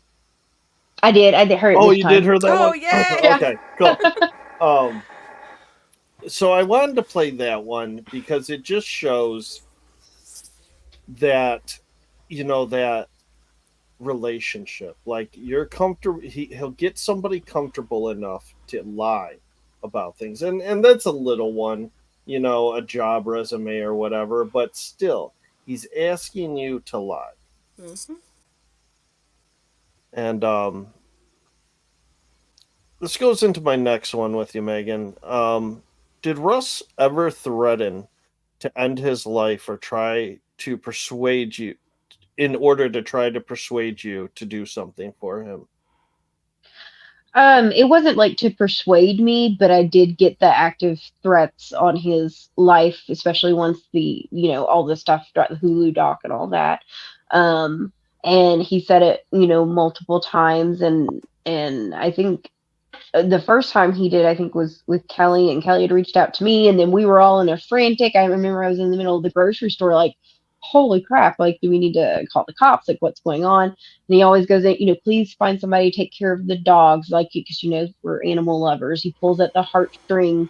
And I actively said to him, I don't like, hearing that because it kind of triggers me because I've had some stuff in the past happen. And I was like, I don't appreciate that. And, oh, I'm sorry. And then, oh, well, what happened to you? Like, he just rolled right into that. And I was like, well, and then he still continued to do it, like say stuff like that, which again, I didn't appreciate. Mm-hmm. That's hard to hear someone say some crap like that. Yeah. Mm-hmm. I might add, even if you didn't feel like he was saying it to persuade you to do something specifically, I have a feeling if you go back and listen or think about the situation that was happening, it could be something as simple as, like, he just needs you to be more supportive, be more available for him, or, get more recordings of the haters, that kind of thing, because of his emotional state. And he's done that to Chris. Yeah. Chris has shared that story multiple times as well. It's horrible. Boston, I deleted the next question because we kind of already answered it. Okay. So you can. Okay, this is to both of you. This is a good. I really want to know this. I think I know the answer, but since leaving, has Russ made any attempt to try and talk to you? Not to me. I like I said, I kind of just dipped out and blocked me. Oh, Kelly, you sound like a robot. I think that was Kelly, not Megan, right? Yeah, that's Kelly. Kelly's oil can. Oh, you might need to leave. Leave and try coming back. But I'm sorry, Megan. 4 years. 4 years, yeah. And then So, just no attempt to be like come back, like well, no, you're because I blocked him on everything just because I knew what would happen. I knew he probably would attempt to, but I blocked on mhm. everything because I didn't want to be drugged back in. But of course, at that time, once finding certain things out, I was like, there's no Mhm. way in hell I'll go back, and kind of gave him the big FU and blocked him on everything. Um bravo, by the way, for doing that. I have a follow-up question for that. Cuz he does this, he makes you guys do this kind of stuff. Did anyone else try to reach out on his behalf and talk you into coming back? No, not on his behalf. I had some people reach out to me like, what the heck's going on? And then they started opening their eyes, but no one like on his behalf that I know of, unless someone's like Right. maliciously doing it. But I think all the people that have reached out are with true intentions of, I guess, checking on me and why did Mhm. we leave? Because that was a huge thing, because I think Kelly maybe left on a Wednesday or Thursday, and by that Sunday I was gone. And I mean, we had been there for so long, and it was like, Kelly's gone, and then I'm gone, and then another person gone, and Mhm. I think people that really kind of woke some people up. Like what's Yeah. going on? Yeah. Yeah. Um Kelly, we want to try talking again? Yeah, you hear me? Oh, yep, we Yes. can hear you. You're Okay. good. Um, So same question then. Did he try to reach out to you at all? No, I mean, as soon as I left, I blocked him everywhere, humanly possible. I mean, the only avenue he would have to contact me would be through email, and he is not. So I didn't Which which expect him to. which again, great. And great for both of you for doing that and putting that boundary up. It just is infuriating and sad that you stuck by his side for however many years, and he doesn't even have that personal human thing of like trying, like, I want to repair this. It's just like, see ya, We're a disposable. placeholder. We're a yeah, placeholder. It's everybody's replaceable, and it's just the next one in line. Hmm. And that's why, if you think you're Well, going to be the one to change them, you're not. I think too, he realizes people have now seen him for him, and he's not willing to face himself, Yeah. through our words, and it's a shame in the light that, what, there's a lot I would say to him, like, how dare you, and we may have a place to say that in this live, and I will, but he can't face he just cannot Hmm. face anything about himself. Hmm. Oh. Very true. I think. so Oh, I'll leave that to you.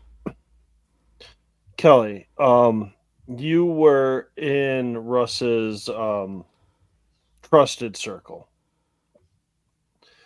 At any point, did he ever ask you to tell him nothing means nothing? Oof. Yes. Yes, he Would did. you? He did one time. He did one time. It was, I want to say, a couple months into this year. And it was after a meeting he had with a lawyer. And he was driving home. And we had scheduled a call afterwards because he wanted to talk about what, the content of the meeting was about. And so I got on the phone with him, and he was pretty agitated, kind of just circling thoughts. And he said, I need you to say nothing means nothing. I just need you to say it. I just need you to say it. And those words I've heard over, my time and experience with Russ and what they were related to. And I instantly, like, felt my blood turn cold. And I did not want to say that. I did not want to be involved in that. I did not want to even know more about that.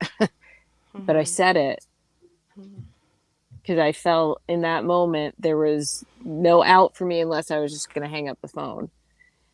And shortly after, I just was like, yeah, I guess, yeah, Russ, nothing means nothing. I don't know. I mean, I guess not. I don't know. It was very uncomfortable, and it was a situation I did not want to be in. And I did not know the nature of the things that he was trying to wipe away with me saying that until after I learned the graphic detail of that. But yeah, I got off the phone shortly after that, and I think that was the last phone call I ever had with Russ. And I stayed in for another few months, but that was a moment that I won't forget. And how did that affect you emotionally, like going forward? Um,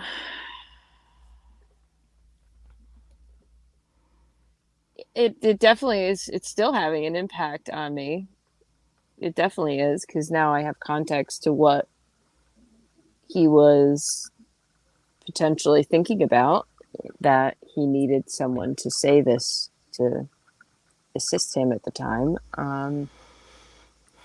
It bothers me, and it bothers me even more so is that he had other people in his life saying that to him on a regular Oh, basis, yeah. including telling them things that no person should have to experience, and then tell him that it's okay. That really fucking bothers me. And I'm hurt for them, and I'm hurt that he even brought that to me.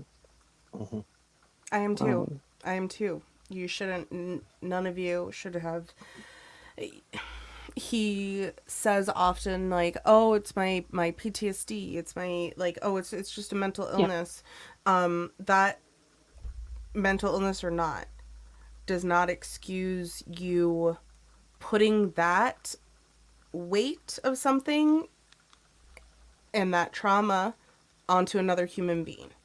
And not just one or two, but so many that we know of that have talked to us. Now you're included in that, Chris. I mean, so many over so many years. I think even Dino, one of the actors, an adult actor who helped out back in the Boo Haunt days, heard it as well. Had no idea what the context was. But it's in my opinion, it's abusive to do that to another human being. It is. Yeah. I want to play an audio clip, and D Dot, your question is actually coming up next.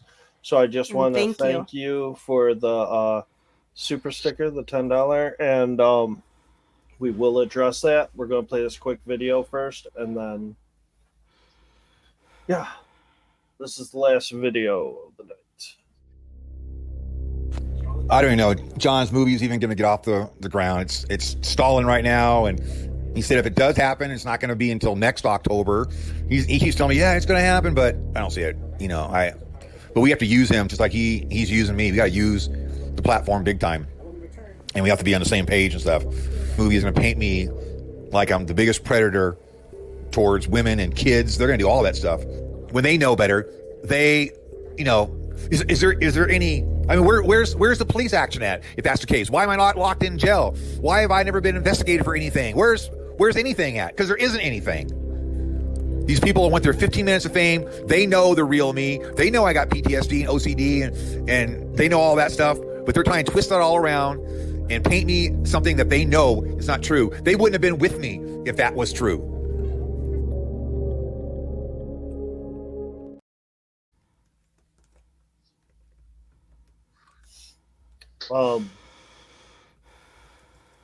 Notice in it how he said, where's the investigation?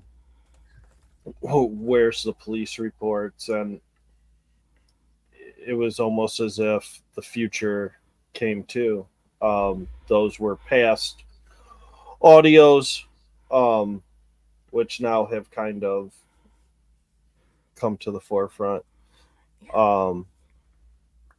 Yeah, Boston, we can try that. I want to get to D Dot's question, and this is to both of you. Thank you, everybody, for staying with us. We just have a few more questions left, so please hang out with us for just a little longer. Why did both of you leave? what was that final straw? I'll start. For me, I think that incident that I just discussed was a turning point for me. When he had said that nothing means nothing on the phone call, that was definitely something that took me aback. And then when I think the big breaking point was when we saw there was a picture that was posted by the woman he was with, Shay, and it was up on all the pages. It was the thigh pic, the infamous thigh pic with the bedazzled Russ. And the comments on the page with that picture were all related to Russ being a pedophile, that she looks like she's 12, all of this stuff. So what I did is I screenshot all of those comments and I dropped it in our mod chat, and I said, I'm not fucking down with this. This is disgusting. Like, I'm all set. And that for me was a realization moment that there's more to this than I knew. And when I found out he lied to us that she was living there, I trusted now nothing about Russ, because there were plenty of conversations from point A to that point where he could have been open with us, like he was with a lot of things that we thought he was. And now catching him basically in these lies, for me, solidified that I could probably trust nothing, or I wasn't willing to even try to trust anything in this person anymore. And I told Megan all about that. Megan said the same. She didn't feel, she felt disgusted by the fact that he had a younger woman there and he was lying about it. We thought she looked very young. And, listen, I'm not against people. They want to have age gap relationships. That's fine. And I said multiple times, it's part of Russ's personal life. It's not really our business. But if she's living there and she's listening to things that we're saying on audios and stuff like that, I felt we deserve the respect to at least know. And, the whole thing going backwards was conflicted anyway. Like he said, he brought her in to get information from you guys to build a case. I didn't think that was a good idea because she's a young, vulnerable woman. Why are you throwing her in the middle of a war? Like, what does she know? Like, stop. And they're fighting back and forth. In the beginning, I didn't even think she was around anymore. So I was like vocal with the fact that why would you leave yourself vulnerable to have someone that is contacting the other side, that she could just take everything and go there, So my perception had changed multiple times in a short period of time, and it just got me to the point where it all leads back to Russ anyways. He's pulling the strings on all this. He's manipulating us. He's lying to us. He's using us. He's using her. He's manipulating her, lying to her. And then we find out he's still involved with somebody else. So it's like, you've got to be kidding me. Like, I had just tapped out of everything and it all just came into view all at once. And then I had to face what I didn't know when I left. And that's what made me absolutely ill. Like, ill. Yes, unfortunately, but also I hope at least gave you reassurance that you made the right choice. There was no doubt. I mean, my original, like I said to Megan many a times, listen, if I leave, I'm just going to leave and be done with it. I'm not going to, run and do all that. But, when you find, this is a whole different ball game. Having known what I knew up to that point, that would have fit the bill just to leave. But leaving and having people that I was close with, that I cared about, that I love, tell me the things that they told me that was happening while I was a part of this has still got me fucking livid. Like, I'm livid, and I understand when people are being victimized, they don't reach out. They don't often talk about it to other people. And maybe I wouldn't have been the right one because I would have blew up then, like lost it. Like, that's not okay. But I'm glad that they found, the voice to talk to me and to each other in this group, and even with you all, so we can support each other through this, because the amount and level of trauma that people are dealing with as a result of Russ McKamey for the rest of their lives, whether they can see that right now or not, is fucking astounding. It's astounding. When he says stuff like, "Oh, they're obsessed with me. They've been talking about me for years," or all they do is talk about me. There's a reason. Yep. I mean, that's all I have to say. There's a reason. He has inflicted trauma that have followed people throughout their lives and over the years. All right, we're going. Megan, what was the deciding factor to get you to leave? Pretty much everything Kelly said, because we were kind of actively doing it at the same time. I believe we had been speaking for a couple weeks prior, just kind of putting little things together, kind of like putting all the breadcrumbs together. And like I said, we didn't even know she was living there. It was brought to my attention, and then I brought it to Kelly's attention to be like, what the fuck is going on? And then it went from there. We both kind of left, it was happening at the same time. We were discussing this. I was just a few days later. Snowball effect. And yeah. There's some people that like have said, well, that's his personal life or whatever.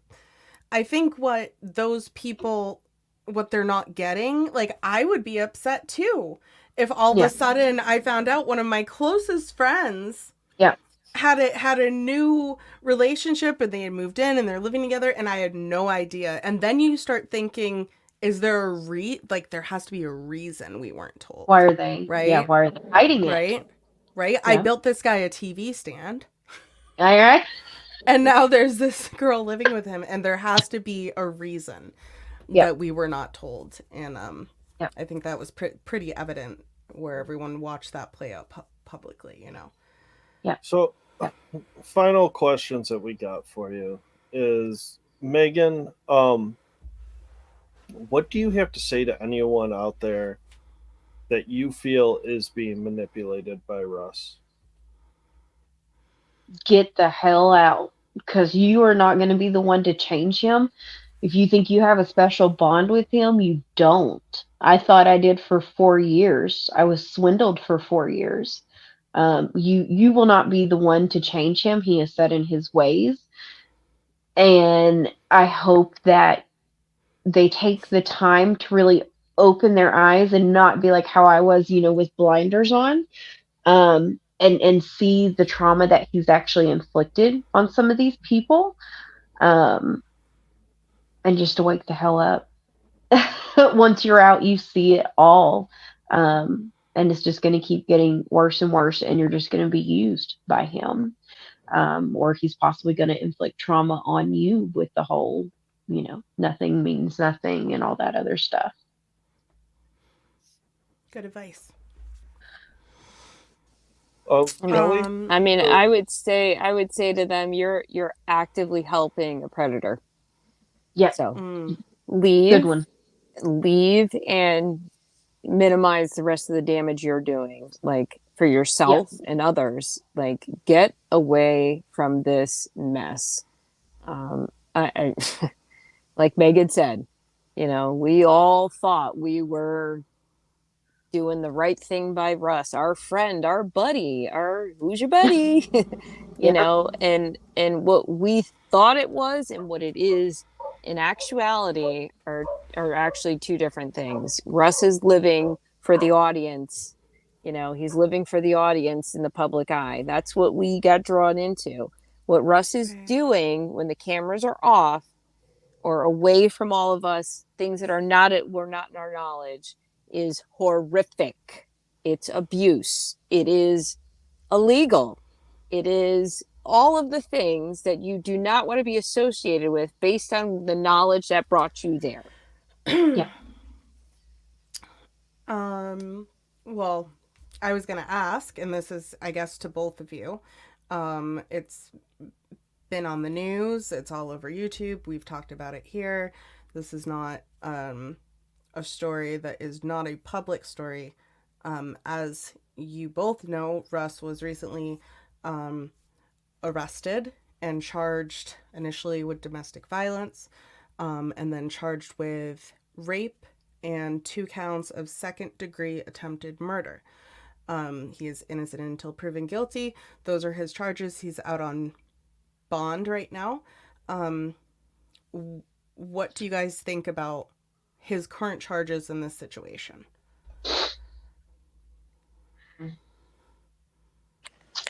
Based on what I've learned from other women that have been in romantic relationships with Russ, none of it surprises me. And I continue to empower the woman that made the statements and was strong enough to tell the police that night, that day, whatever, what had happened.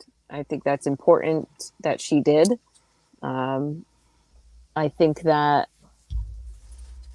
that's a tough thing for anybody to do. But I do think that I'm not surprised by them, and I'm glad that they're in place, to be quite honest. Yep. Megan, same thoughts? Same thoughts. Pretty much. With the knowledge that I have now, not surprised. With the new knowledge that we know. Sadly, yeah. You know. So this brings us to the final question of the night, and this goes to both of you. If you were able to talk to Russ one more time, what would you say?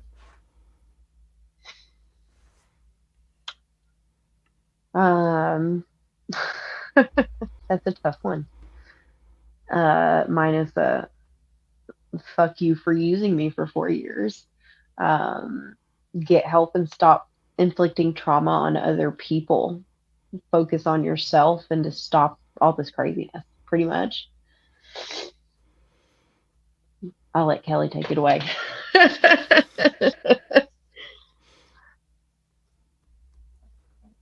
Kelly, you're muted if you're Oh, if you're thank still- you. I mean, I would. There's a lot I'd like to say, but I think I'd sum it up and just say, you're fucked, bro. You're fucked. Like, you are fucked. Like, everything about you, you know? I mean, using people alone is just so.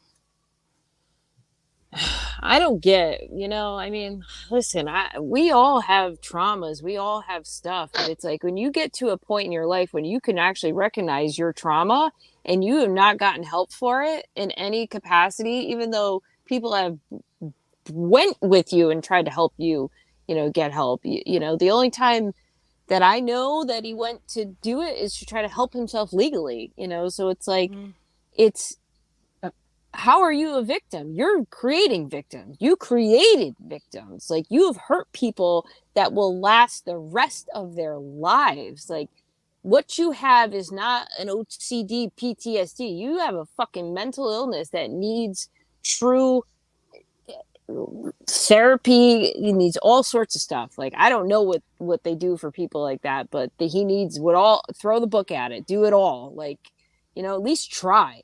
You know, and by not doing that, like, you're just continuing to find people that you're gonna hurt, you know. And I'm angry.